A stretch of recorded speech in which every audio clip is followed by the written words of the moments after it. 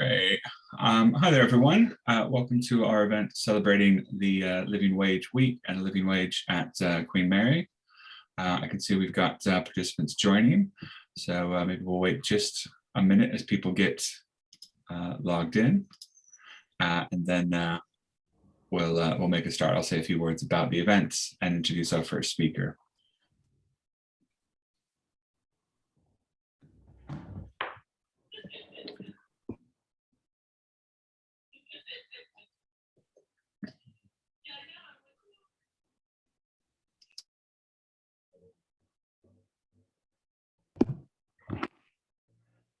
Go again. No. Okay, so we're creeping up towards 20, but I want to make sure we keep to time. I've done enough events with Citizens UK. I appreciate the importance of good timekeeping. So as I said, welcome everyone to our event celebrating the living wage at Queen Mary and celebrating Living Wage Week, and also what is the 20th anniversary of the Living Wage campaign. So thank you for joining us. We're also hosted by the Mile End Institute, which is part of the School of Politics and International Relations here at Queen Mary. So thanks to them and their staff who've helped support the event, particularly Sophia. And what we'll do today is we'll be reflecting on the Living Wage campaign, the campaign at Queen Mary, which meant that in 2006, Queen Mary was the first university to be a living wage employer. And they're now part of the Living Wage Foundation, which we're all very proud of. We've got a good big banner in front of the Queen's building promoting that status. So we thought it was worthwhile to mark the occasion. So today we've got a number of speakers. First, Dr. Philippa Lloyd, then we'll hear from Afsana Salik, Mr. Matthew Bolton, and then also Isaac Otti and Sister Una. So what we'll do first is hear from Dr. Lloyd. She's QM's Vice Principal for Policy and Strategic Partnerships and Chair of the University's Sustainability Committee. And I know she's got a number of important meetings to get to, so I'll hand over to you quickly. Philippa, thank you. Thank you very much, Joe, and thanks everyone. I'm absolutely delighted to be here on this anniversary celebration. Queen Mary is very proud of its history of social justice and doing what it can to improve the lives of people across East London, whether students, staff, local community or society more broadly. And as Joe said, we're extremely proud to be the first accredited university in the UK in 2006 to pay a real living wage based on the cost of living, not just the government minimum wage. And 46% of Queen Mary staff across all levels and responsibilities live in East London. And we recognise at the time, and still do today, the challenges that living in London with its high cost of living, it has a big effect on people and their families and how people just live their daily lives. It's really, really important. And in addition to adopting the living wage, we actually went further and also introduced new working conditions for all staff, so that by January 2008, every staff member of the university, regardless of rank or role, received a basic minimum package of 30 days annual leave, access to sick pay, annually negotiated pay increase, and an employer contribution pension scheme. And it's very moving when you hear reflections from staff at Queen Mary about the life-changing impact a living wage can have on people who work at Queen Mary, their families and communities. And we hope that by paying our staff the London living wage, we're setting an example that will help the national movement to continue its mission. We're a founding partner of that national movement and very proud to be so, the Living Wage Foundation, which was established in 2011 to recognise the leadership of employers who choose to pay a real living wage.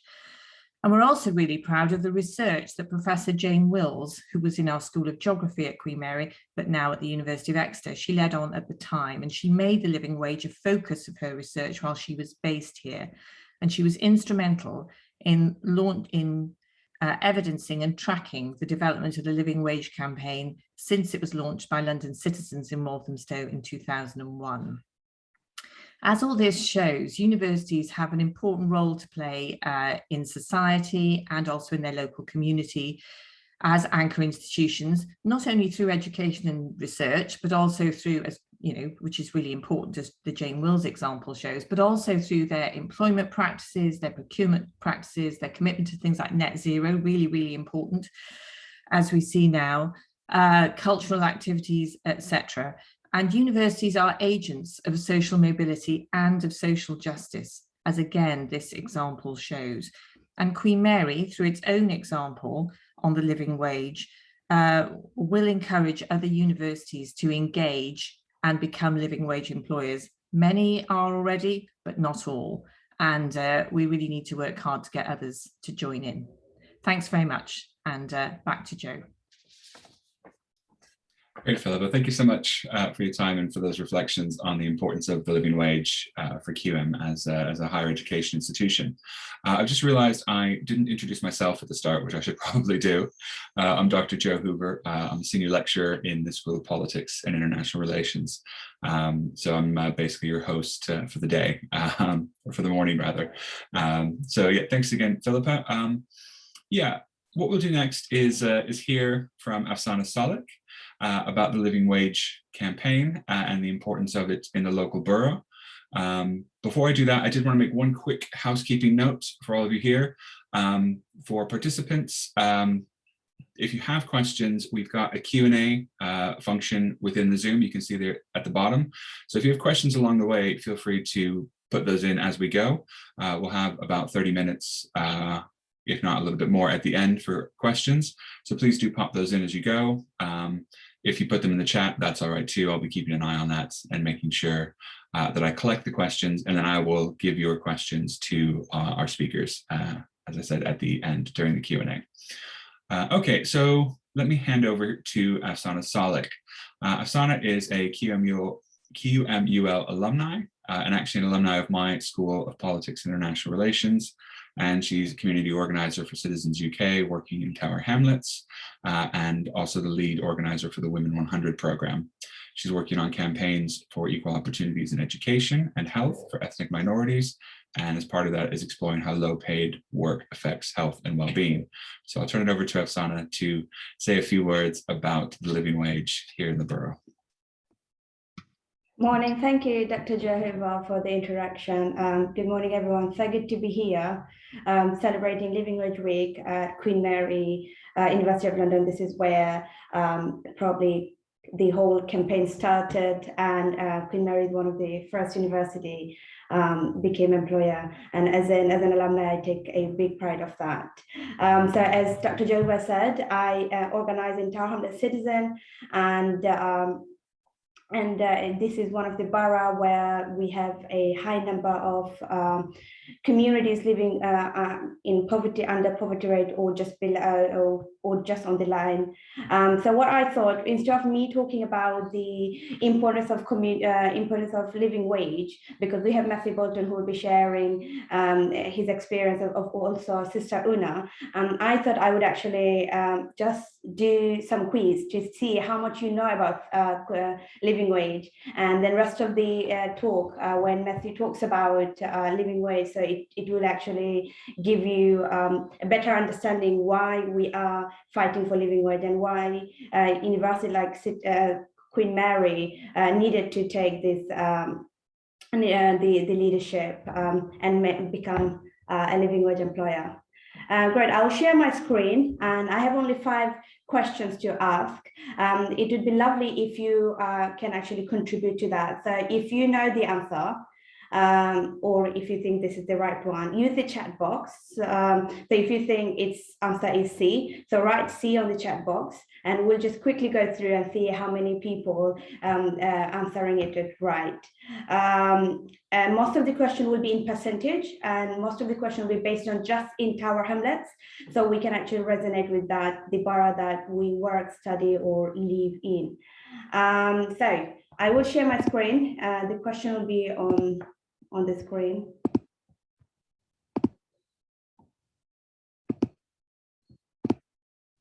Dr. Juva, can you see my screen? I can only see on my screen, so if you can just wave it, whether you see it or not. Perfect, great. I will make it big screen. Yeah, okay, cool. So the first question is, if you can guess, how many employers are accredited in living wage in Tower Hamlets? How many employees are accredited employees in Tower Hamlets? Okay, sorry, I didn't put A, B, C, D, so consider that as A, B, C, D. I'm gonna just quickly check the chat box. Okay. We've got 95, we've got 140, 95, 140, 140, 140. And the answer is 140. Well done, everyone. That's really good. We have good knowledge on that. Next slide, if I can go to. Okay. So now we will actually just break down and find out how many of those percentage of employers coming from private, public, and voluntary sector. So first one is we are focusing on what percentage of accredited public sector. First one is private sector employers paying living wage. So again, please use the chat box, write the percentage. Okay, so we've got 13%, C, B, so I think it's between 13 and 15%, 47%, 13%, B, which is 13%, great, 13%. Lots of people saying 13%, we're actually quite underestimating here. Private sector doing much better. It's actually 51%, which is quite good. And that probably shows in a way that more and more employers from private sector understanding the need of paying better for their employees in order to get a good outcome, productivity. So that was our private sector. Let's move on to now public sector. And again, use the chat box. What do you think? What percentage of public sector employers paying living wage? So what's the answer? So we got so far C 27%, D 27%. We've got 27%, 19%, C 19%. I think we're just trying to be kind of like in the middle, not too high, not too low one. So I think C, it seems like the comfortable one to go with. So to be honest, the answer is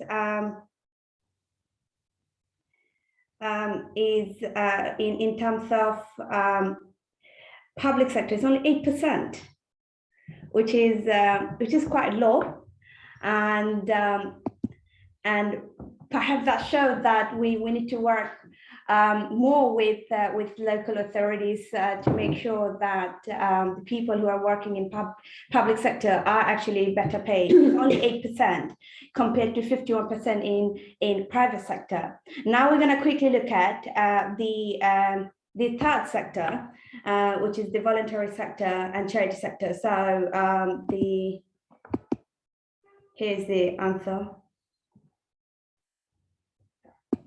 Sorry, I just skipped that question. Okay, we're just gonna focus on this question then. What percentage of job in Tower Hamlets are paid below living wage? So we are answering this question, and I will go back to probably the third sector later. And the answers coming on the chat box, 7.1%. Then we've got 8%. I'll wait for a little bit more here. What percentage of jobs we think are paid below living wage? So far we've got 7.1% and 8%, 9%, 8%. Okay, great. Cool. The answer is 7.1% jobs in Tower Hamlets are paid below living wage, the second lowest in London, and it's actually not very good, because we are one of the second lowest borough that pays under living wage. And now coming back to the third question, the final question is third sector. What do you think, how many percentage of employees from third sector pays living wage in Tower Hamlets? These are all focused in Tower Hamlets. So if anybody from different borough, sorry, you might find it not very relevant, but Queen Mary is in Tower Hamlets and we take big pride of that. So we are just focusing on Tower Hamlets. Okay, the answer is coming on the chat box is 44%, 44%, 39% if you're saying 39%. We've got Fatima, 39%. Good guesses, guys. Any more?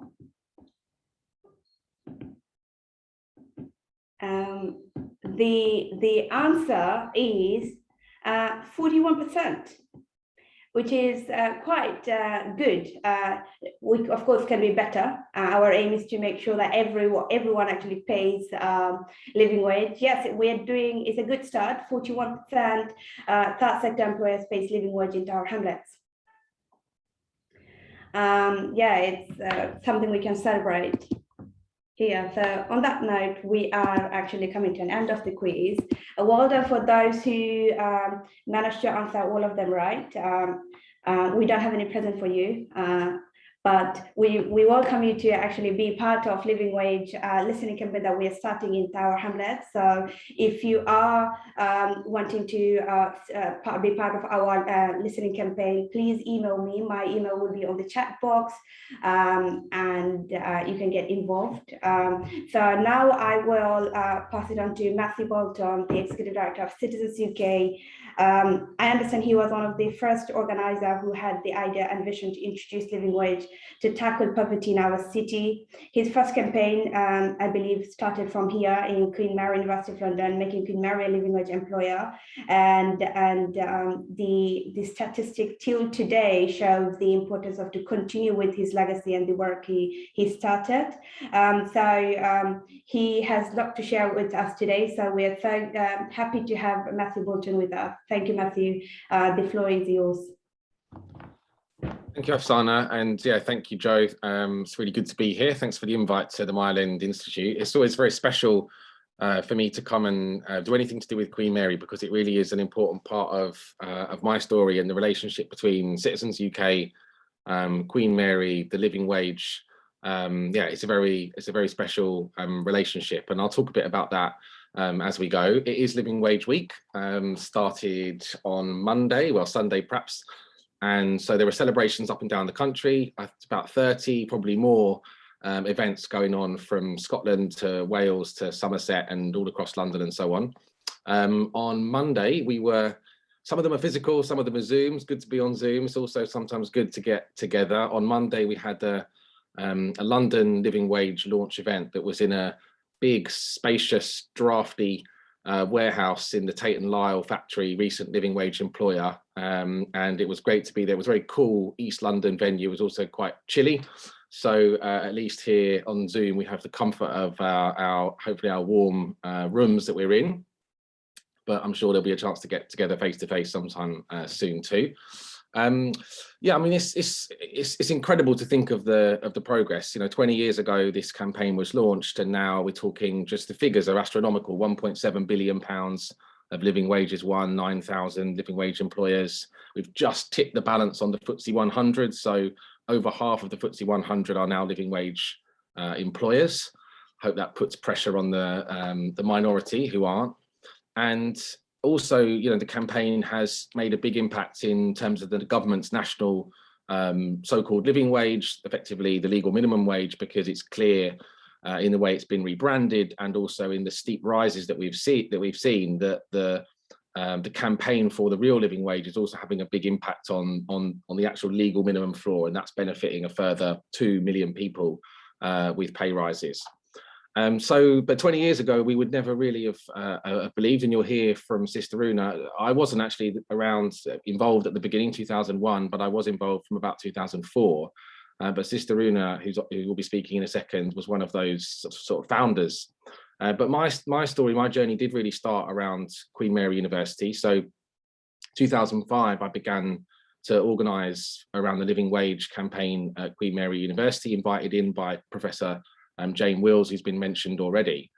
And, you know, even at that early point, there was a real connection between the academic study and purpose and the student experience with this campaign for change and with this sense of social justice and real impact.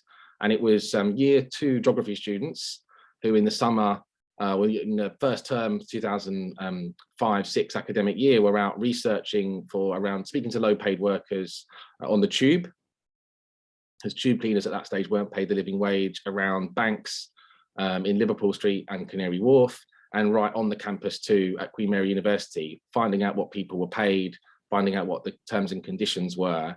And of course, these were staff that were contracted out. They weren't at that point Queen Mary staff. They were employed by a couple of different cleaning contractors.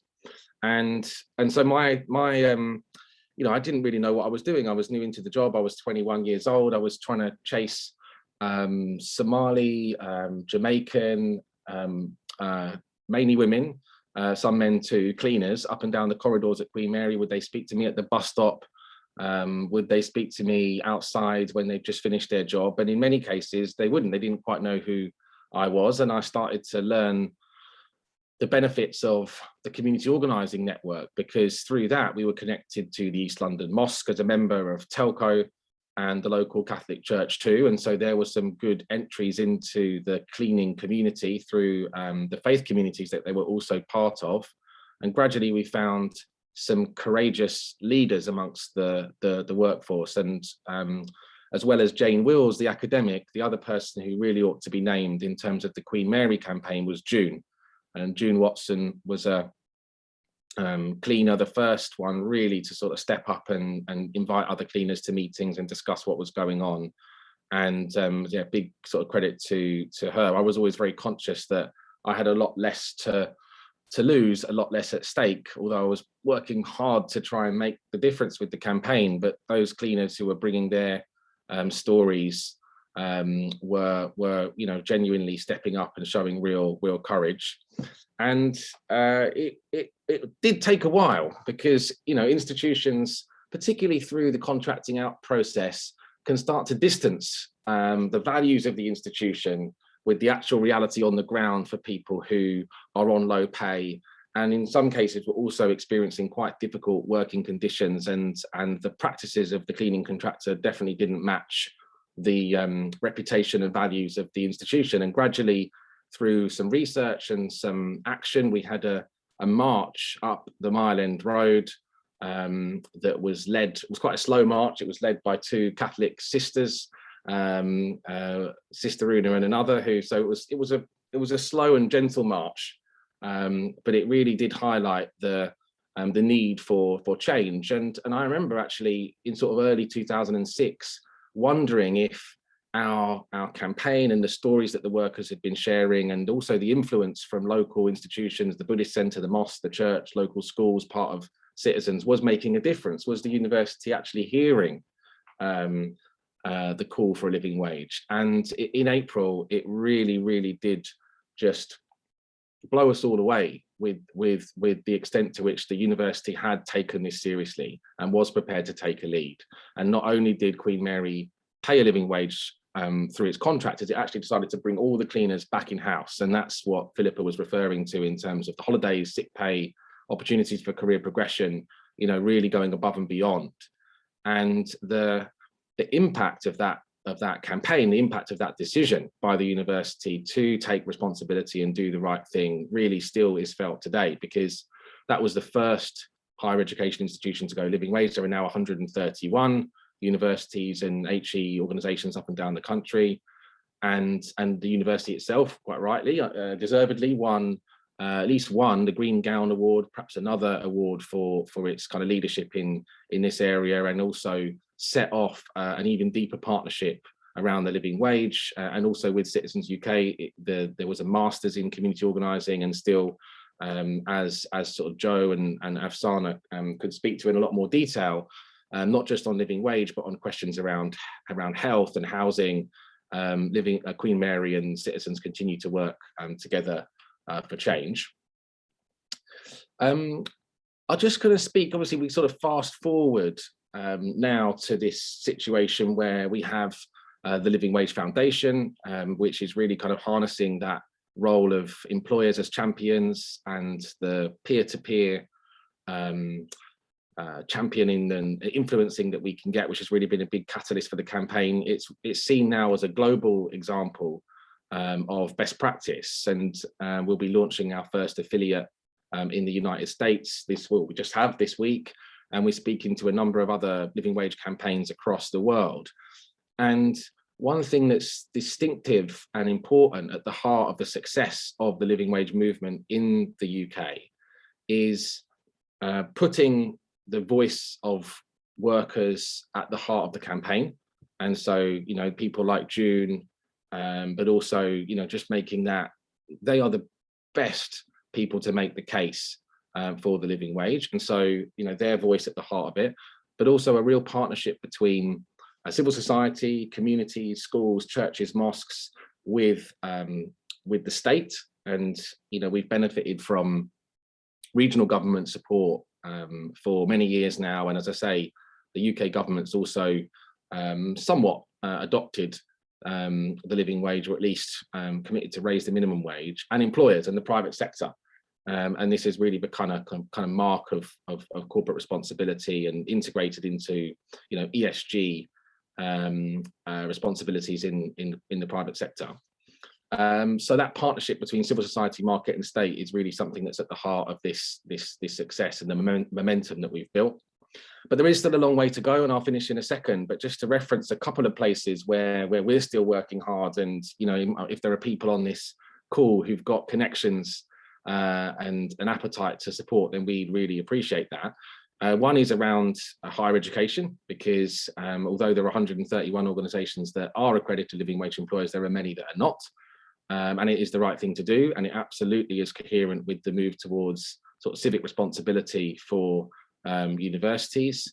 So yeah, if you know or are part of a higher education institution that's not yet a living wage, then please do make that a conversation to have. We're also working on the Living Hours campaign, which is a kind of branch out from the living wage, because a lot of the you know, the reality for workers on low pay is often it goes hand in hand with insecure work and underemployment. So through Living Hours, we're working with employers to guarantee a minimum of 16 hours per week work. So to amalgamate what are often quite complicated part-time shifts that make life difficult for workers themselves, and also to offer payment for cancelled shifts, because this insecure work really affects not only people's pay packets, but also their dignity, their respect, their mental health, you know, trying to make sure that workers can actually have some of that security, predictability in their work that we all need. So Living Hours is something to look out for, and Queen Mary, I hope, will become one of the first living wage hours employers soon too. And then finally, just considering the pandemic that we've all been through. And, you know, if there were one group of workers that deserve the real living wage, perhaps more than anyone else at this stage, it really is care workers, and care workers in London, where the gap is bigger between the government minimum and the real living wage. And, you know, this is a group of people who, with personal risk, have been looking after, you know, the frail and vulnerable, carrying out really complicated work that supports our loved ones, supports the NHS to do what it needs to do. And care workers is a big part of our campaign at the moment, the real living wage for care workers. And if that resonates with you, or if you've got any connections in that area, then please do get in touch. I think Afsana will put her email in the chat. But it's been great to be part of this event, and look forward to hearing the rest of it. I'll hand back to you, Joe. Great, thanks so much, Matthew. So I did also want to, before we move on, just give a note of thanks to Afsana. It was her idea to have the event. So I'm really glad we've been able to make that happen. And as I said, yeah, Matthew, thanks for your reflections. So we've got two further guests, as it were. One of those is joining us via a video. But I did want to say before we move on that Professor Jane Wills sends her apologies for not being able to join us, her support for the event and obviously for the campaign. For those of you who don't know, she's moved to the University of Exeter and is very busy with her work at the university, but also sounds like she's incredibly busy organizing and working in the community in Cornwall now. Yeah, we wish her well. She was sorry she couldn't join us. So we've got two guests who were involved in the campaign. Sister Una, who we'll hear from live. But first, I've got a short video from Mr. Isaac Oddie. Isaac is the facilities coordinator at QM, and he was involved in a living wage campaign and the campaign to bring Queen Mary's cleaners in-house. And as Philippa noted, along with the living wage, there was also the extension of a lot of important benefits for the workers when they came in-house, including paid time off, which Isaac is taking advantage of. He's on holiday with his family, which is why he can't be here to join us today, which is a very good reason not to be here. So we hope he's enjoying that time. Let me quickly pull up his video and I'll play that. So I'm a bit of a Zoom novice here. There we go. So he recorded this for us the other day at QM, and it's just his short reflections on his time with the campaign. So I'll play that now. And I hope folks can see that. Is that right? If I can get a thumbs up from Afsana, great. Hello everyone, my name is Isaac Oddie. I came to Queen Mary University in 2007 to help to transfer the domestic team from contract to in-house. I met Professor Jane Wills, whose hard work and dedication about low wage inspired me to join the London Living Wage campaign. Then again, the young Matthew Bolton, Professor Peter McGowan, and Dean Curtis were very influential. The challenge was how to engage the domestic team on board and to understand the benefit of London Living Wage. Most of them were working 2 to 3 jobs to make ends meet. So therefore, there was no time for meetings. Queen Mary has then created more full-time jobs, which has benefited most of the staff to earn a better wage to concentrate on one job so that they can spend more time with their families. It is fantastic to think that through London Living Wage campaign, some low wage earners are better off than before. A fair day work deserves a fair day's pay. Great. So that was, as I said, some short reflections from Isaac, and he himself, as I said, is benefiting from that ability to spend a bit more time with his family and live just a fairer and better life as an employee. So next, it's my pleasure to hand over to Sister Una McCreesh. As we've heard, Sister Una was one of the first leaders leading on the Living Wage campaign in East London. I have here in the notes that when she started the Living Wage campaign, it was just an idea. She was meeting with her neighbors in the front room, and that would lead to the development of the campaign, including the one at Queen Mary, and what is now 20 years later, quite a massive and successful campaign, as we heard from Matthew. So I'm very happy to turn over to Sister Una. Sorry. Hello. It was incredibly impressive on Monday to find myself in a freezing cold hall, and to discover the great developments that have come about in citizens in the last 20 years. It was just totally unbelievable. But some things don't change. The venue was as strange as it's always been, and the information you received was as uncertain as it always was. I began life with citizens in 1994, I think it was. At that time, I had just retired as a head teacher at St. Angela's in Yostline Convent, Forest Gate.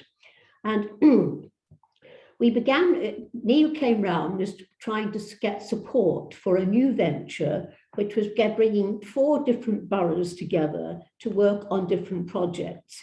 The 4 different boroughs were Tower Hamlets, Waltham Forest, Newham, and Hackney. Now, it sounds quite reasonable to most people to think this is the centre of East London, everybody would know each other, but in fact, we were complete little islands. And one of the great advantages, I think, of citizens has been the ability to get across various groups and to work together with a whole different variety of people, different faiths, different experiences, different walks of life. And it's been very, very enriching. And I think one of the strengths of the whole of this organization is the kind of lay involvement that you get with ordinary people making a great deal of difference. And also the other strength of it is that citizens has actually enabled lay people to make a difference. So what we produced, the work we did was as valuable in many ways as the tremendous work that's going on now with the Living Wage campaign, which could not have even been dreamt of in the days when we began. Queen Mary College has always been incredibly integral to this, and the success story here is certainly based very much on that. And it's very, very impressive to listen to the statistics of what has improved roundabout. But I think to begin with, I'll tell you something about what it was like in the beginning. We were a small organization, and from my point of view, one of its great strengths was that it was interfaith. And because it's very easy to become very sectarian, to be very close in one's own particular group. I spent most of my life in Catholic education, and it's been very important to me. And part of the social teaching of Catholic education is working together with other groups of people and changing life. So that side of it's been very, very interesting. But the actual work involved was completely revelation. We had no idea where we were going and what we were trying to do. And we began to look around for issues. And one of the issues, several issues emerged, but one that emerged quite strongly was low pay. And we began to try and see what could we do about this. We were getting all kinds of examples of it, but the real trigger for us was a story we got about a boy at St. Bonaventure's school. And he had written in his exercise book that his mother was dead. When the teacher tried to probe this, she discovered his mother wasn't dead at all, but she was actually holding down 3 jobs. She was a single parent. She was working on 3 cleaning jobs. So she wasn't there in the morning when he left to go to school. She wasn't there in the early evening because that's when work was done after 5 o'clock. And she was often working late at night. So she was doing the very best she could to keep body and soul together. But he never saw her. So she couldn't be the one that she needed to be, which was a mother, and he missed her very, very greatly. And so that kind of weighed with us very strongly. And I think that helped the kind of living wage issue to come forward. The other group of people we met who were actually very, very disheartened and very disgruntled, and they were, as Matthew said, the victims really of the new opting out group, where people were actually funded by other groups now. And so the people who were paying them had people who were employing them had no connection with them. They were distant people.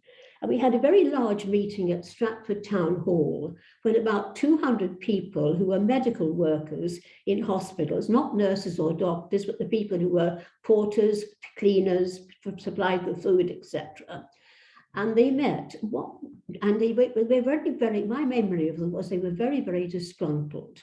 And they complained very much about conditions under which they were working. They found that their wages were getting pared down because they didn't get sick pay. The areas in which they were asked to clean were increasing. The equipment they were using was less good than it was. And their biggest gripe of all was they didn't feel they mattered to anybody because they never saw their employer. And from their point of view, these employers were just out to make money, and they themselves didn't count at all. And this was a tremendous issue with them. And so this kind of was the sparking ground really for starting off on the living wage. But when we started this, we had no idea what a living wage should be, not a clue. And it was kind of worked out that probably the people who were what we would need for a living wage is you'd need to be able to pay rent, or mortgage. And you would need to be able to have a holiday, to run a car, and to have sick pay at work, and to live an ordinary, normal, decent life. We didn't know what you'd need to earn to do this. And this is where Queen Mary College came in, was very, very integral in the whole situation. And it was Jane Wills who began this. And she offered the services of her geography PhD students to run a research program during the summer holidays. To run a research program when they first began.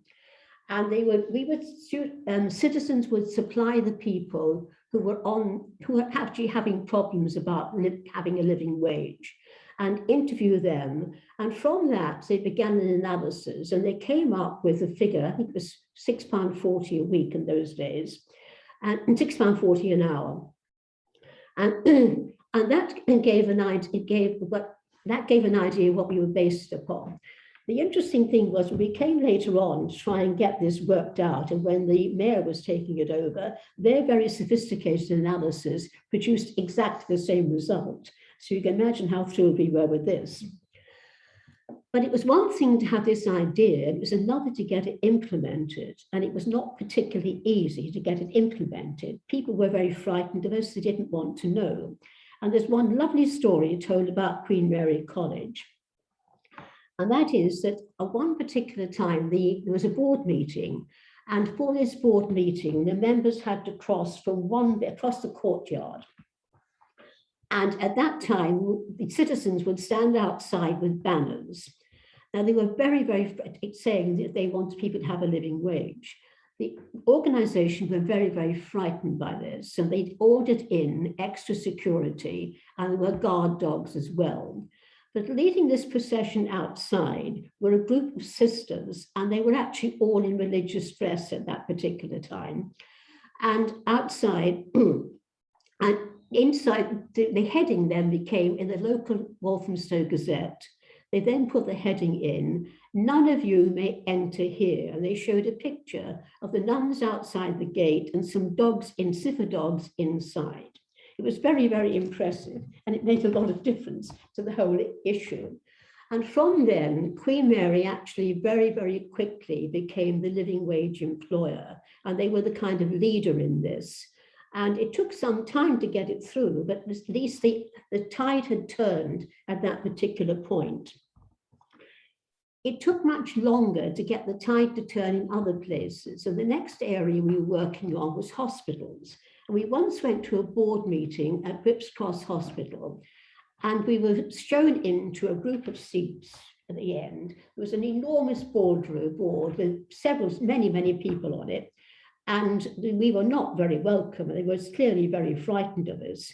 So the chair said one person could speak, and we began then to give the information. One person gave the information.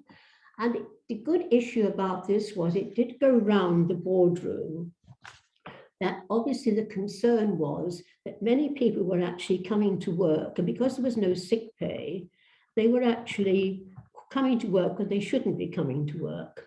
And so that was something that resonated with that board quite considerably. The second thing that came up was that people, again, were very frightened, and they had no allegiance to the hospital, and they had no allegiance to anything. So if another company were paying a penny more somewhere else, people would switch jobs quite quickly. So it was very, very hard to get a stable workforce there. And eventually, Homerton Hospital was the first place to move, but then, of course, all the hospitals moved, and it was very good. The banks were another issue, and they were much more hostile. First of all, they were not accustomed to people questioning them. In fact, very few people were accustomed to ordinary people like us asking questions. And the bank story you probably all heard, that was a very interesting one, because we couldn't get any banks to budge at all. And we'd met several bank managers, several groups, and they would listen politely and they would nod, but they made no difference whatsoever. So on one particular occasion, we decided that we would take an action in the center of the city. So we found a bank that was in Holborn. And at the busiest time of the year, the busiest time of the day and the busiest day of the week, we decided to do an action. And this action was that we took up the collection from St Anthony's Parish. Now, St Anthony's Parish is a parish in Forest Gate. It has a large congregation of 1,500. And at that time, people paid paid coins rather than paper money. And we hadn't also got the idea of people covenanting. So there was a tremendous amount of money on this, added to which there was also a sponsored walk, and you can imagine what the coinage was like in the sponsored walk. So I took this up and we stood and occupied one of the people who were behind the counter. There were only 2 people in this bank. And on the other side, we formed a queue. And in the queue, we lined up in the queue, and each person, one after the other, went up and asked, how do you open a bank account? How do you open a bank account? Now, the bank are obliged to actually give you information on this. And of course, you can't just answer it by you fill in a form. And behind, the queue got larger and larger and larger and more restive. And people got more and more concerned, so that they phoned up the police, they phoned the bank headquarters. There was alarm signals going all over the place. And the police came, but we still continued with our perfectly legitimate action. And outside there were people with banners. So again, it was very impressive. And of course, it wasn't terribly long before we actually got the information from them. I've just been told it's time I ended this, so I will end. But for us, it's been a wonderful experience to do this. But it's also been part of a very ongoing situation. Years ago, when we began this, we emphasised this very much.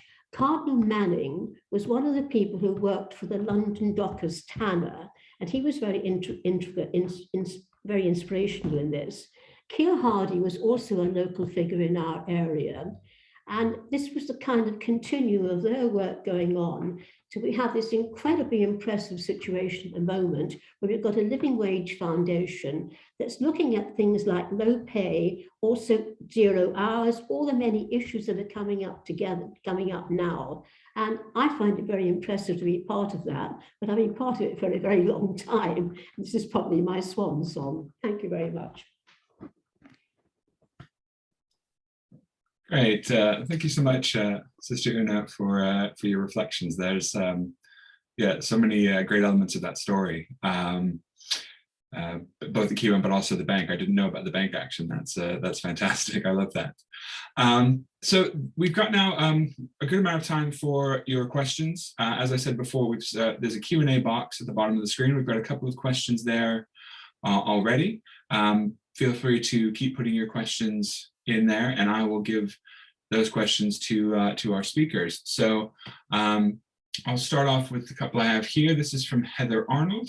The question is, why did you initially decide to target or work with higher education institutions instead of other organizations?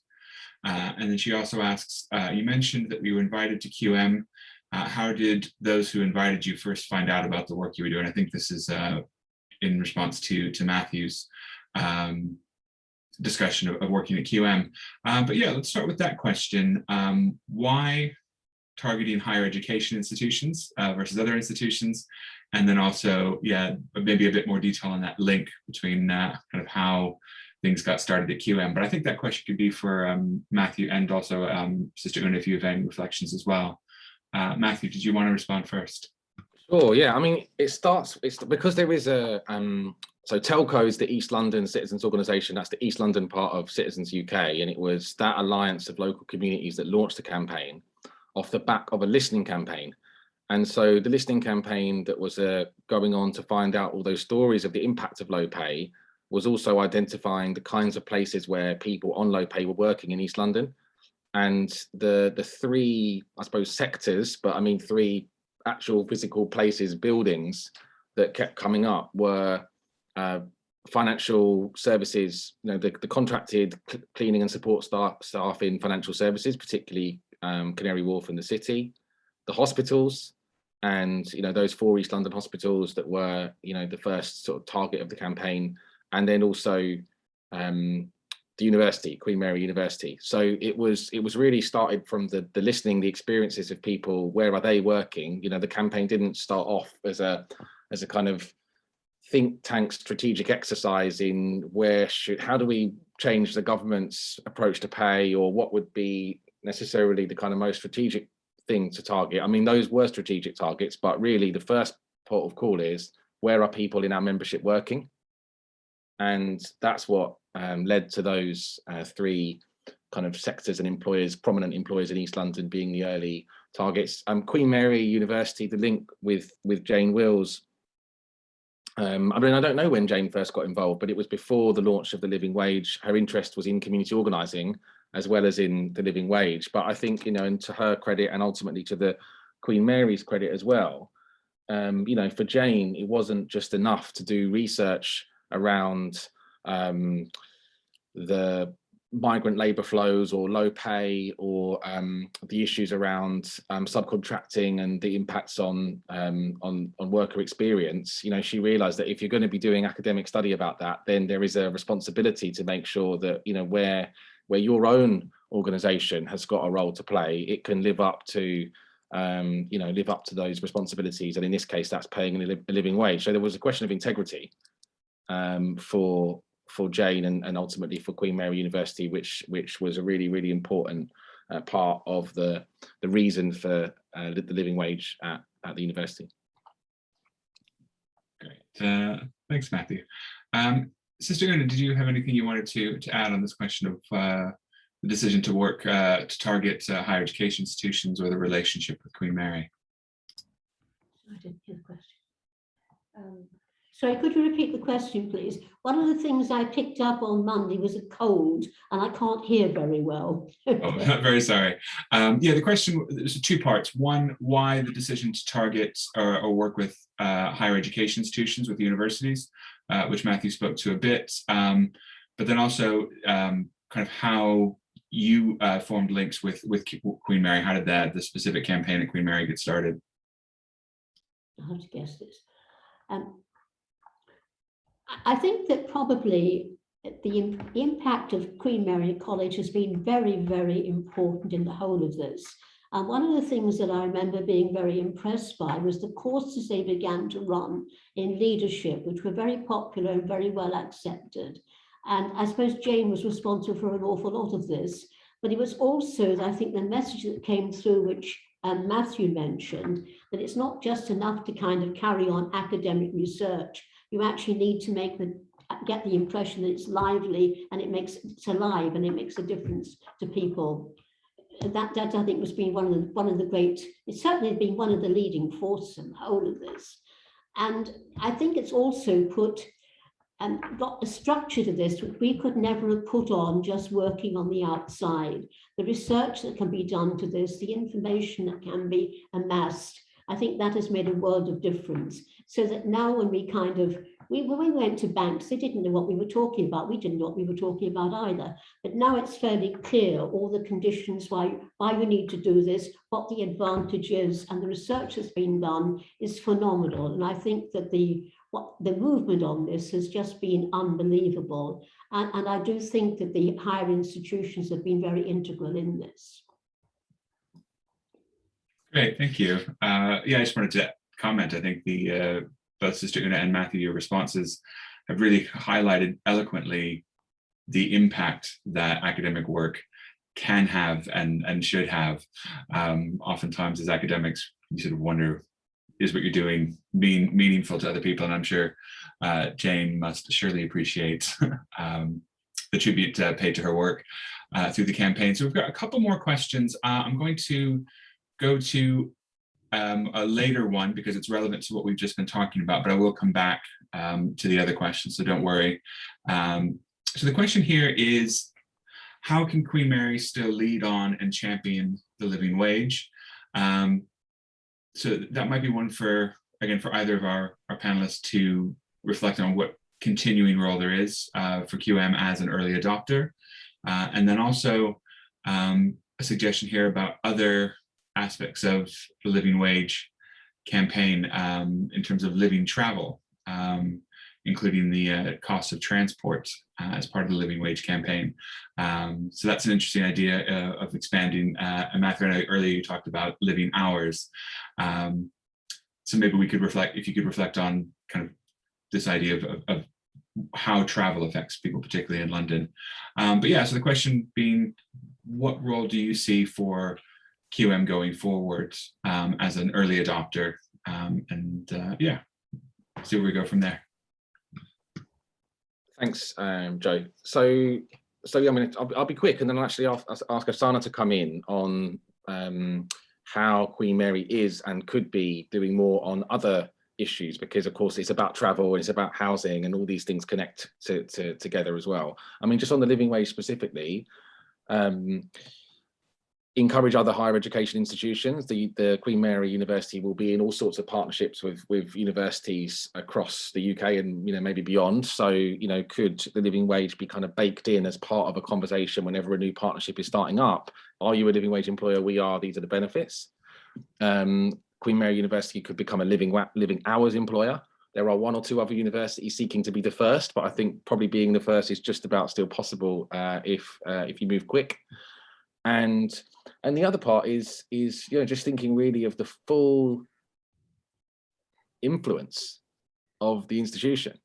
As a developer, as a commissioner. Obviously, to be a living wage employer, that means all the kind of on-site staff get the living wage, but Queen Mary's influence and resources flow into a whole range of other different organizations and partners and suppliers. And so, really just making sure the living wage is included in those conversations and moving people along. But Afsana, you're working with Queen Mary, in a number of different ways on different issues. Do you want to speak to some of that broader community organising work? Yeah, absolutely. Thank you, Matthew. I think it's a very good question. How can Queen Mary can continue to show their leadership? And living wage is one of the ways to fight one of the big injustice that our city is facing, with is poverty. And poverty is also connected and contributing to many other factors, for example, health. And we have seen Tower Hamlets or perhaps the whole of East London is one of the borough in London that affected most when it comes to COVID.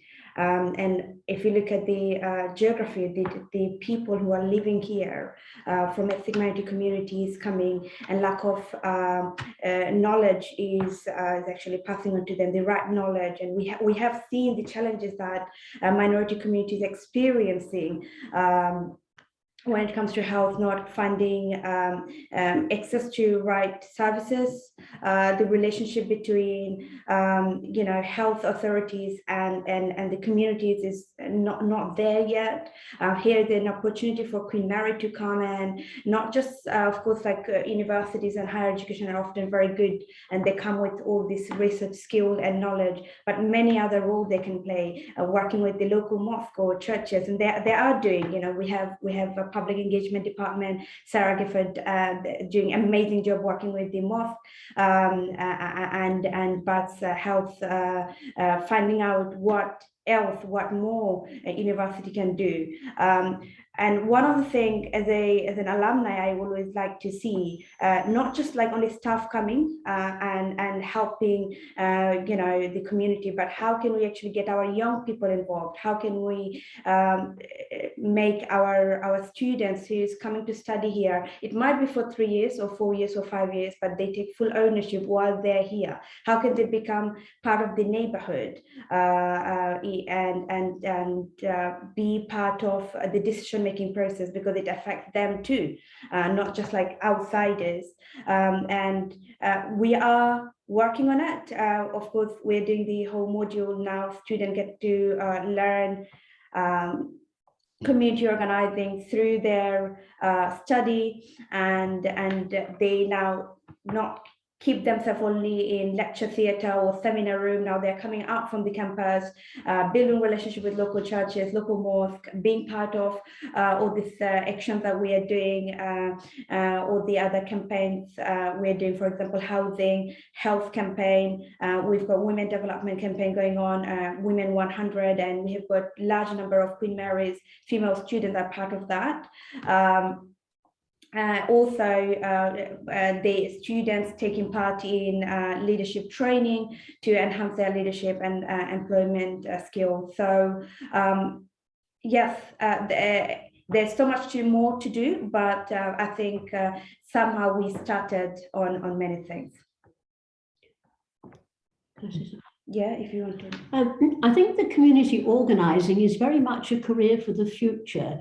If we look at what happened during the pandemic, so many ordinary people have made such a world of difference to what's happening, particularly in the medical profession. But not only that, people who've run food banks, people who've done hosts of things, and it requires skill, and it requires training, and it requires development, and it requires imagination. And I think all of this is something that can be developed very much in universities, particularly at the moment when there are so many people going to university without necessarily an idea of where they might go at the end of it. And they can tend to get into courses that are perhaps routine and predictable. But to actually develop some of these newer courses, I think are very, very vital and very important for the future. Great, thanks everyone. Listening to your responses to that, it really strikes me that a key element of the Living Wage campaign, and of course citizens work more broadly, is that creation of community, right? Recognizing the way in which Queen Mary as a university is an employer and a developer, and it has all these connections to the local community, talking about the way in which talking to people in Tower Hamlets revealed that the university was a part of the problem. And I think that's a really important, and for me, it was something I didn't really fully appreciate until hearing you speak, that the Living Wage campaign is not just about what people are paid, it's about changing the nature of the communities we live in, which is great. All right, we've got more questions. So here's a great one. It asks, how did you handle any hostility from businesses or other organizations that you were targeting? And I also wanted to add to that, reflecting on Afsana, what you said, the number of private sector employers who are agreeing to the living wage. I was a little bit surprised, but I also know from the times that we've run trainings around living wage with students doing mock negotiations, when we have them adopt the employer's position, they always kind of take a very hard line, hard-nosed capitalist position. They presume that's the way employers will react. So yeah, I would love to hear from all of our panelists about this question of, was there hostility from businesses or other organizations, and how did you deal with that? And then also, if you could reflect on kind of this, the success you've had in convincing employers that paying the living wage is beneficial. I don't know if Matthew, if you want to start. There's definitely been hostility at some points, and there's definitely been tension. It's hardest to get the first employer in a sector. Second, third, fourth, it gets a little easier, and by the time it's the done thing in a sector, or at least there are a whole series of organizations that have made it work, then it becomes easier, and then there's less hostility, less tension is needed, because it can be adopted as just a kind of matter of good practice.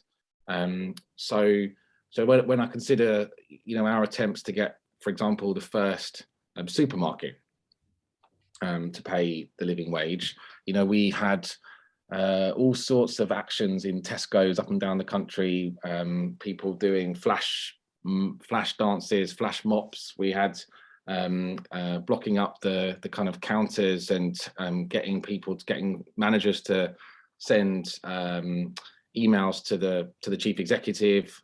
We've been at annual general meetings. I mean, the famous story to get the first bank to pay the living wage was the interruption of the HSBC AGM by a cleaner who cleaned in the same office as the then chairman. And it's very polite, and it's very legal, because Abdul Durant, that cleaner, was indeed a shareholder because we bought shares for him. But by interrupting the meeting, by calling out the chairman, saying, we work in the same office but live in different worlds, and this is what it's like to bring up 3 daughters in Hackney on the minimum wage, and your pay packet is more than £8 million a year. That is tension. and that gets media coverage, and that puts pressure on the reputation of institutions. But it's always been part of the campaign, you know, right in the early days, to thank employers. So we used to, at big public events, those that had done the right thing used to be kind of awarded strange garlands, actually, some of the eccentric practices of community organising, but sort of Bangladeshi wedding garlands. We used to thank employers with those, and that really evolved. And now we obviously have an accreditation system with a logo and a plaque and a whole set of you know, communication strategies that seek to really build up the value of being a living wage employer. You know, it is a mark of good practice. It helps recruit you know, graduates who are looking for responsible employers. It helps get business because customers are looking for responsible organizations to buy their products from. And so we really have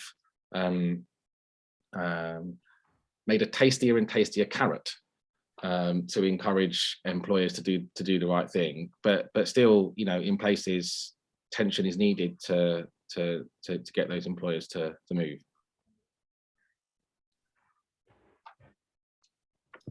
Great, thanks. Afsana or Sister Una, did you want to comment on that at all? I think every time we do any action, we do look for a reaction. That is whether it could be educational reaction or anything that is quite soft one. So through reaction, whatever reaction it is, we welcome that.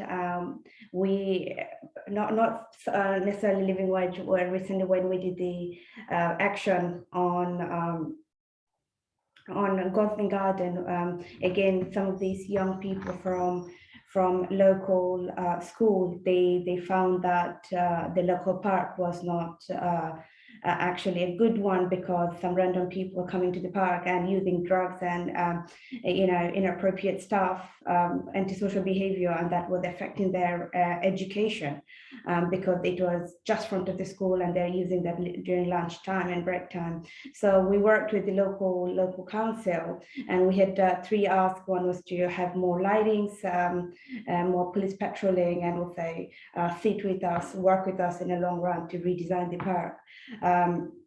You know, this seems like a very simple ask, but council, they had to think before they say yes to us, because they know for us it's not about just hearing yes, there will be a strong accountability, and we will actually follow up on that.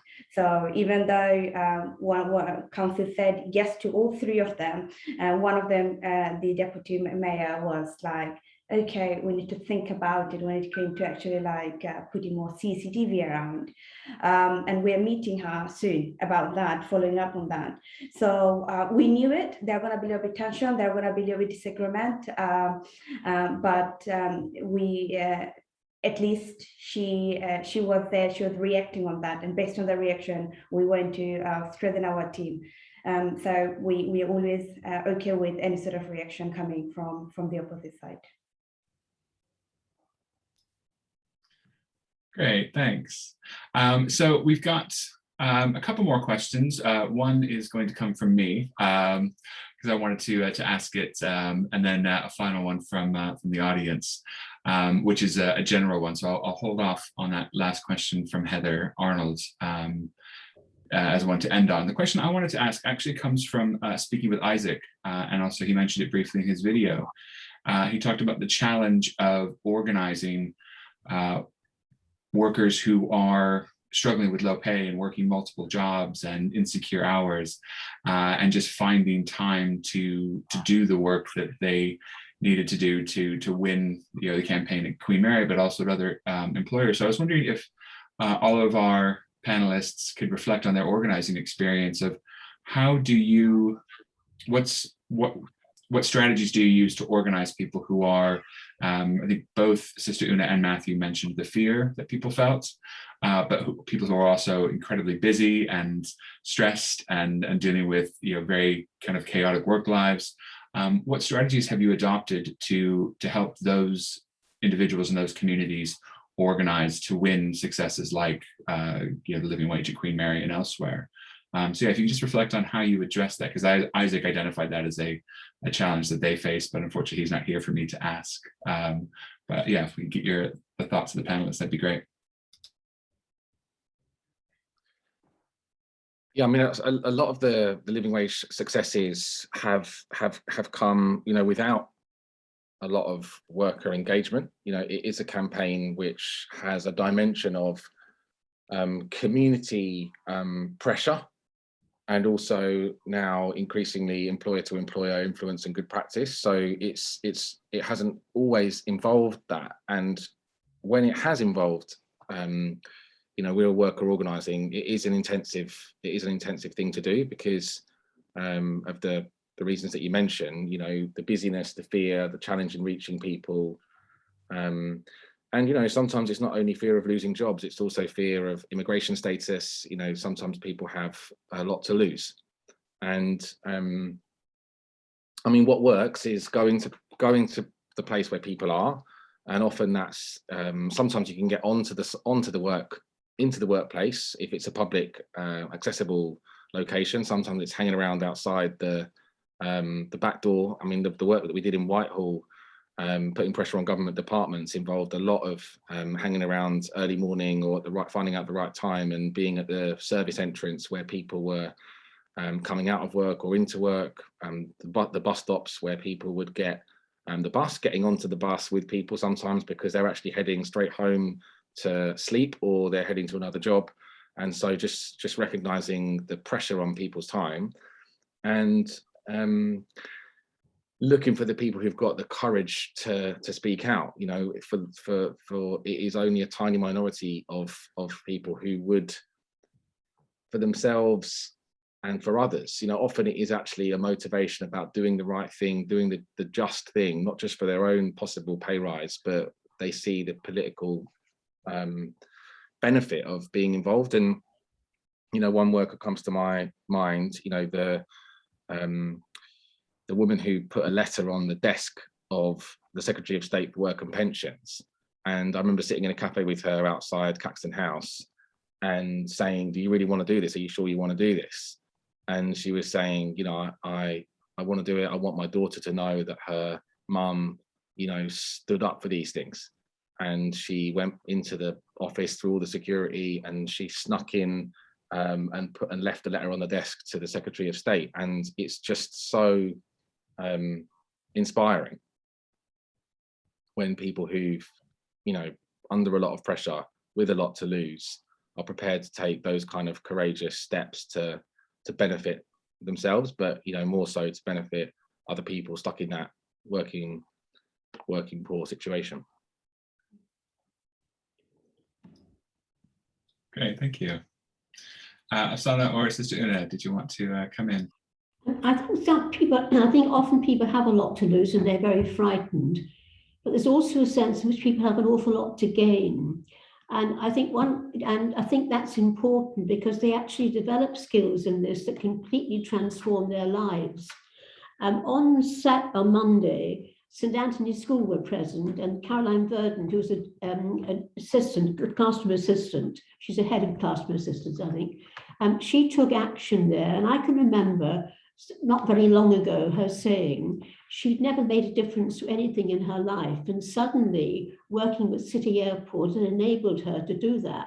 And she was sitting around an ordinary room, in an ordinary small staff room.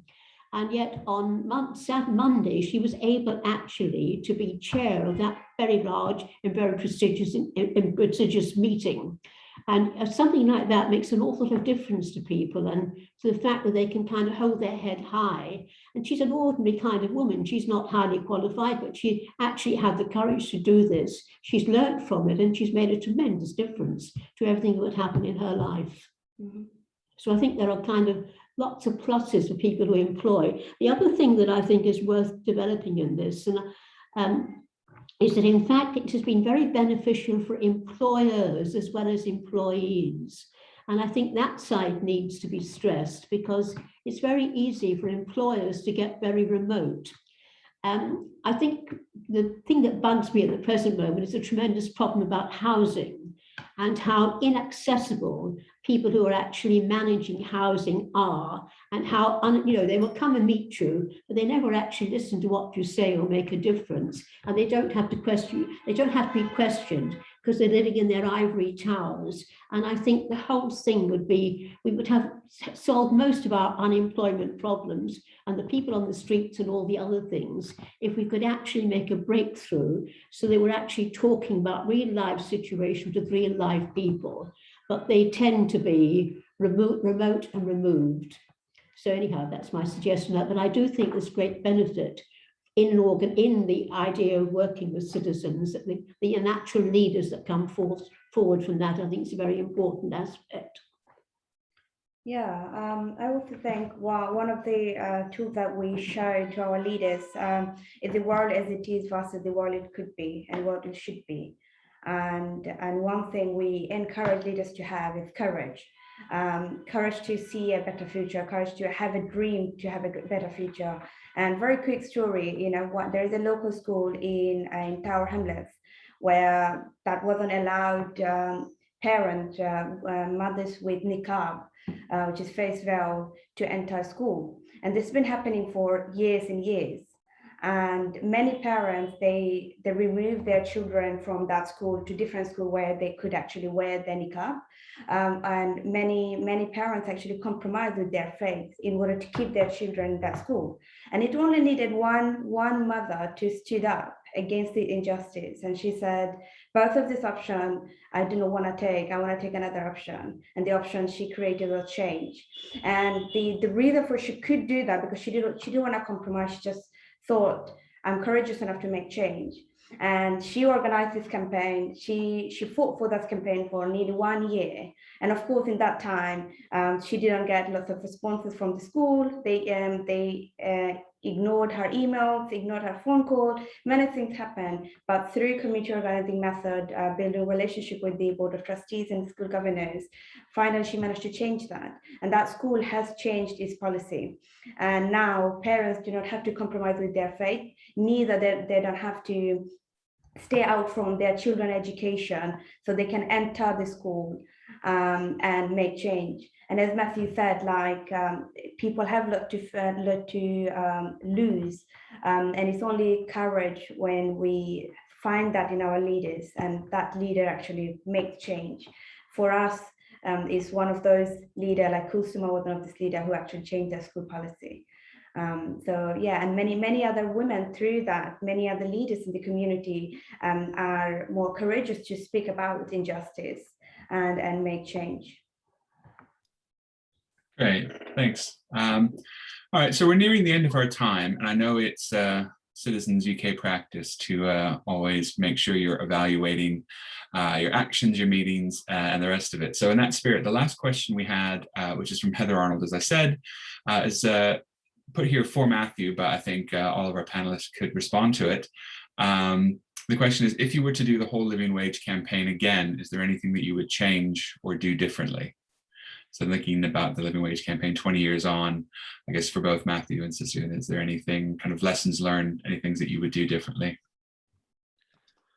Two things, and very different. One is paid even more attention to how important it was to keep low paid workers who were yet to receive the living wage, but also those that had fought for the living wage, and really invested in those relationships more than we did, so that we had the the role of workers more prominent in the campaign as it spread, as it's grown, as it's gathered all this momentum. And that's something that we're focusing on now to